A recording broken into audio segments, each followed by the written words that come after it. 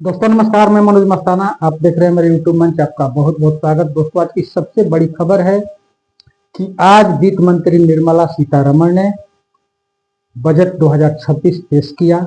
इस बजट में किसको क्या मिला, आम जनता को क्या मिला, पूरी चंद मिनट के वीडियो में हम विस्तार से रखने वाले हैं। और क्या इस पर जो अपोजिशन आरोप लगा रहा है कि घोषणाएं तो ये बहुत करते हैं, अमल करे तब, क्योंकि कहीं ना कहीं विपक्ष इस बजट को एक तरफ से नकार ही रहा है, यही हम कहेंगे। और इस बजट में क्या खास बात है, हम पूरी कुछ मिनट के वीडियो में हम आपके सामने रखने वाले हैं दोस्तों। लेकिन उससे पहले आप सबसे गुजारिश है कि आप चैनल पर नए हैं तो प्लीज चैनल को सब्सक्राइब करिए, बेल आइकन प्रेस करिए। वीडियो अगर अच्छी लगे तो लाइक शेयर और कमेंट करिए। दोस्तों आज वित्त मंत्री निर्मला सीतारमण ने आज लोकसभा में आम बजट 2026 पेश किया। इस बजट में सबसे खास बात यह रही कि डिफेंस का 15.2% बजट बढ़ाया गया है। पहले 6.81 लाख करोड़ सेना का बजट था, उस बजट को अब बढ़ा करके लगभग 7.85 लाख करोड़ कर दिया गया है। मतलब कि 15.2% की बढ़ोतरी की गई है सेना के बजट में डिफेंस पर। और इसमें जो भी आधुनिक टेक्नोलॉजी के हथियार होंगे वो खरीदारी होगी, और सेना से जुड़ी हुई मतलब जो भी आधुनिक तकनीक के जो भी संसाधन होंगे वो इस बढ़े हुए बजट में अब खरीदे जा सकते हैं, सेना को दिए जा सकते हैं। 15.2% सेना की बजट में बढ़ोतरी हुई है। साथ ही साथ एक और बड़ी खबर है कि कैंसर की 7 दवाइयों पर से आयात शुल्क हटाया गया है। मतलब ड्यूटी फ्री की गई है। ये ड्यूटी 5% लगती थी, जिसे अभी फ्री कर दिया गया है। 7 दवाओं पर से, कैंसर की 7 दवाओं पर से आयात शुल्क हटा दिया गया है। इसके अलावे सबसे बड़ी बात यह रही कि देश में 7 रेल कॉरिडोर बनेंगे। 7 रेल कॉरिडोर बनेंगे जिसकी घोषणा की गई है, जिसमें बिहार कहीं नहीं है, उत्तर प्रदेश में वाराणसी है। ये चीज मतलब कॉरिडोर हो सकता है जो वाराणसी से जो सिलीगुड़ी तक जा रहा हो तो उसमें बिहार आएगा। लेकिन बिहार के लिए कोई स्पेशल ट्रेन न दिल्ली से पटना के लिए दिया गया है, न पटना से कहीं और के लिए दिया गया है। जितना भी कॉरिडोर दिया गया है उसमें तरजीह महाराष्ट्र को दिया गया है और तमिलनाडु को दिया गया है। आंध्र प्रदेश को, माफ कीजिएगा, आंध्र प्रदेश को दिया गया है, क्योंकि आंध्र प्रदेश में आगे चुनाव है, चुनाव जीतना है। और खास करके बजट में यह बात रही कि आगे कुछ महीने बाद इस 26 में 4 से 5 चुनाव है। चुनावी कोई घोषणा निर्मला सीतारमण ने ऐसा इस बजट में नहीं किया। यह सबसे खास बात रही है, क्योंकि अगर चुनावी घोषणा होती तो विपक्ष एकदम से हमलावर होता कि चुनाव को देखते हुए यह बजट अनाउंस किया गया है। लेकिन बड़ी बात यह है कि चुनावी कोई घोषणा नहीं थी। अब यह देखना है कि ये जो घोषणाएं हुई है ये कागज पर ही रहेंगे कि हकीकत में आएंगे। आपको 8 जो मुख्य बिंदु है जिसमें आपको बता दें कि पहला हम आपको कहेंगे कि इनकम टैक्स स्लैब जो है उसमें कोई बदलाव नहीं किया गया है, बल्कि 3 महीने से ज्यादा का वक्त बढ़ा दिया गया है। पहले 31 दिसंबर तक इनकम टैक्स रिटर्न फाइल करना होता था, लेकिन अब 31 मार्च तक रिवाइज रिटर्न टैक्स फाइल किए जा सकते हैं। 31 मार्च तक का समय बढ़ा दिया गया है, 3 महीने का समय बढ़ाया गया है। ये पहला है। दूसरा है कैंसर की 17 दवाइयों पर से आयात शुल्क हटाया गया है। पहले ये 5% आयात शुल्क इस पर रहता था। ये जो प्रमुख बड़ी महंगी दवाइयां है कैंसर की, उन दवाओं पर से आयात शुल्क हटाया गया है। 17 दवा है इसमें से। डिफेंस का बजट 6.81 लाख करोड़ से बढ़ा करके 7.85 लाख करोड़ कर दिया गया है।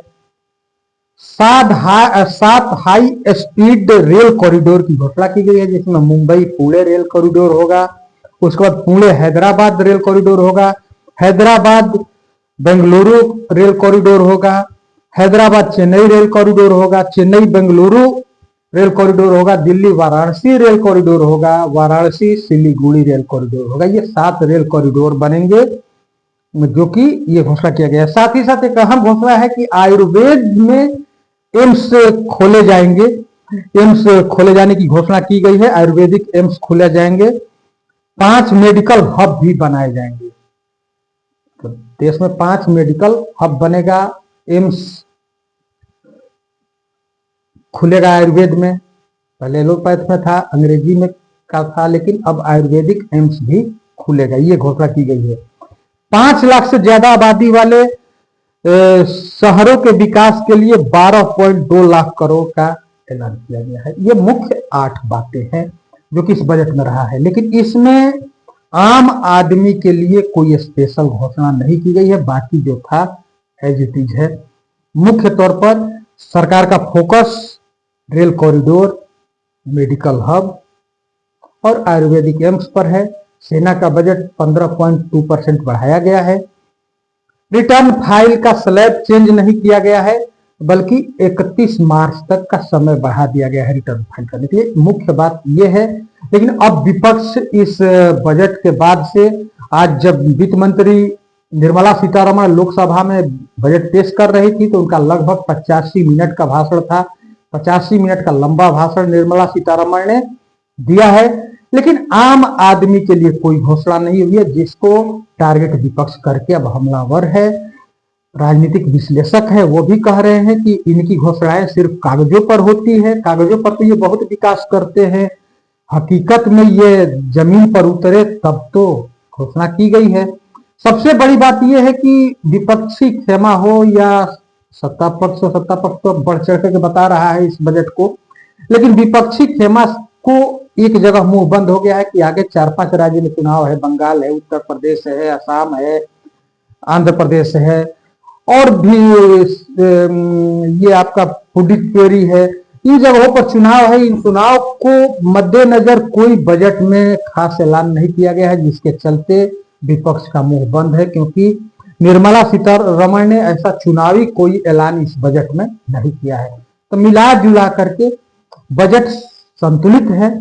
विपक्ष का आरोप है कि इनकी घोषणाएं तो कागजों पर बहुत होती हैं, ये इसको इंप्लीमेंट करें तब इसको सही माना जाएगा। मुख्य तौर पर डिफेंस बजट की बढ़ोतरी सबसे अहम है, क्योंकि सेना के लिए बजट अधिक रखना जरूरी है, क्योंकि वर्तमान में जिस तरह के हालात चल रहे हैं, सीमा पर चारों तरफ से पड़ोसी मुल्कों के साथ जिस तरह से तनाव हमेशा बना रहता है, उसको देखते हुए डिफेंस बजट में इजाफा बहुत ही अच्छा है। और 7 रेल कॉरिडोर बनाए गए हैं। इसमें से कुछ राज्यों को नजरअंदाज किया गया है, जिसमें से बिहार है। बिहार के लिए कोई स्पेशल कॉरिडोर नहीं दिया गया है। भले जो कॉरिडोर बनेगा वो वाराणसी से सिलीगुड़ी तक, उस कॉरिडोर का हिस्सा बिहार कहीं ना कहीं बनेगा, किसी क्षेत्र में बनेगा, उत्तर बिहार में बने, मध्य बिहार में बनेगा, लेकिन बिहार के लिए स्पेशल कोई कॉरिडोर नहीं दिया गया है। वही हैदराबाद, आंध्र प्रदेश, महाराष्ट्र के लिए 2-2, 3-3 कॉरिडोर दिए गए हैं। जैसा कि आपको पहले हमने बताया कि मुंबई पुणे कॉरिडोर, पुणे हैदराबाद कॉरिडोर, उसके बाद से हैदराबाद बेंगलुरु कॉरिडोर, हैदराबाद में भी 2 कॉरिडोर, उसके बाद हैदराबाद चेन्नई कॉरिडोर, मतलब 3 कॉरिडोर हैदराबाद को, आंध्र प्रदेश को। उसके बाद चेन्नई बेंगलुरु, तमिलनाडु को भी 2 कॉरिडोर मिल रहा है। लेकिन बिहार के लिए कोई कॉरिडोर नहीं है। बंगाल के लिए एक कॉरिडोर है जो सिलीगुड़ी है आपका, वाराणसी सिलीगुड़ी। तो ये मुख्य आज की बजट में रहा है। अब आगे जो अगला वीडियो बनाएंगे तो और विस्तार से इसकी गहन अध्ययन करके हम आपके सामने तथ्य रखेंगे। लेकिन टैक्स स्लैब में सबसे बड़ी बात, राहत की बात यह है कि टैक्स स्लैब में कोई इजाफा नहीं हुआ है, कोई बदलाव नहीं किया गया है, बल्कि 3 महीने का समय बढ़ाया गया। तो फिलहाल बजट से जुड़ी हुई खबर थी। आप अपना ख्याल रखिए और चैनल पर नए होंगे तो चैनल को सब्सक्राइब करिए, बेल आइकन प्रेस करिए। वीडियो अगर अच्छी लगे तो लाइक, शेयर और कमेंट जरूर करिए। बहुत बहुत धन्यवाद। नमस्कार।